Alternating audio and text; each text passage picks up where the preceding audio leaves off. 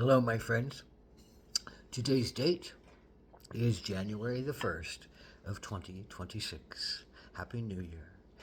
This is a reading for you if this is your birth date, or if this is a special occasion or an anniversary date, you can see how this applies. But primarily, this is a birthday reading for this date, January 1st. This is a 4 card reading, a general energy for the year, a challenge you might face this year, an action you can take to stay in balance, and an outcome or synopsis card. So, what is the general energy or general reflection card for this year but the Lovers or the Lover? So, what does the Lover talk to us about? Well, I think in order for us to break away from ourselves as kind of smaller energies that only do things for ourselves or think about ourselves, uh, we taste love, we taste pleasure, we taste those things that stir our soul to want to merge, uh, to want to join with another, to want to merge with music that uplifts us, to wants to merge with meditations that unite us, that want to merge with deepening of connections with those things outside of ourselves that call us forward to want to share a love, a compassion, a communion, a relationship in essence. And the lover, the lover's card in tarot talks about there's some we love a lot of what we think about ourselves, and we hate a lot of what we think about ourselves.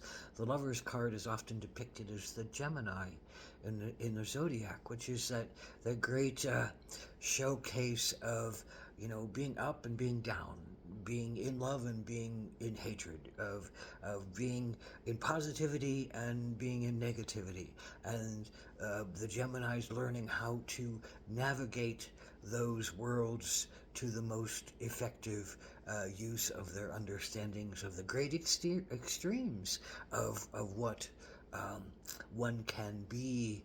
Uh, it's also Gemini is the communication uh, energy, where it is a lot of things are said out loud and often can't be taken back. So there's a lot of pain, possible pain that comes from the Lover's card, of learning how to share and what to share and how to share and how to go deeply to further communion, to further love, to further that depth of wanting to share with somebody. But the other side of the lovers or the lover is really, the outside is just a reflection of what's going on the inside. And ultimately, the lover card is about each of us coming back into a greater understanding, a greater compassion, and a greater love for ourselves. And only by healing ourselves can we really join with another in a deep and deepening relationship of love.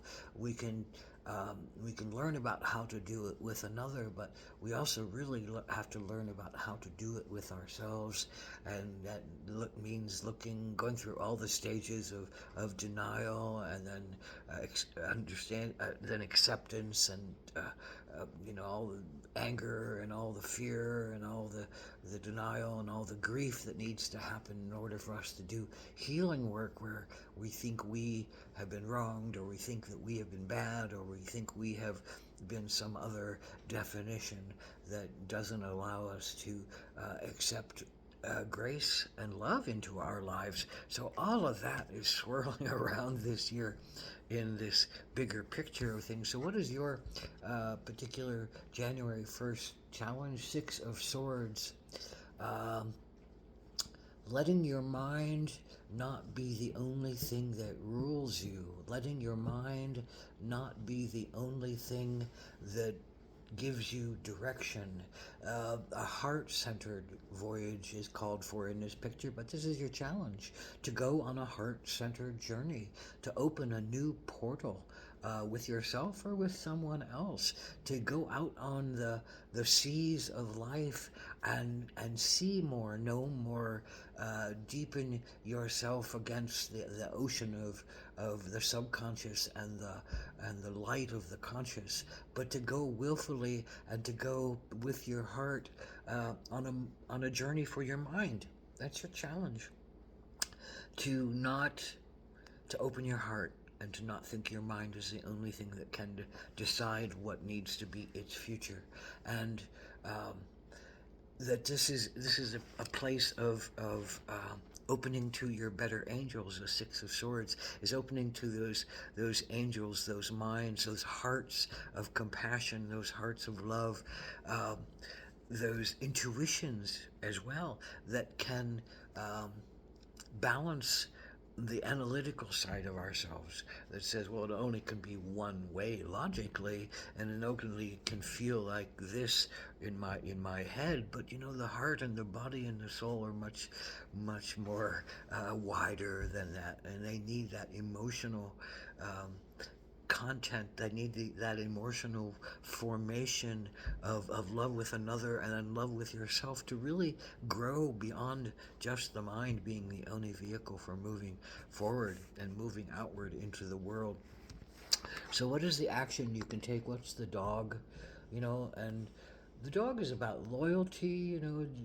One of its biggest senses. It's about the pack. It's about accepting one's ability to be in a pack and have a specific sense of oneself in that pack.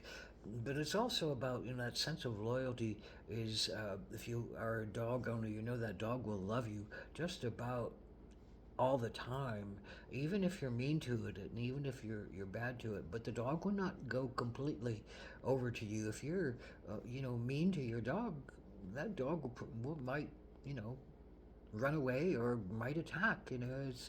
It's you have to um, understand what you're doing in response to the dog, who wants to love you and wants to be your companion and wants to be a loyal part of your tribe and your herd. And so this is you.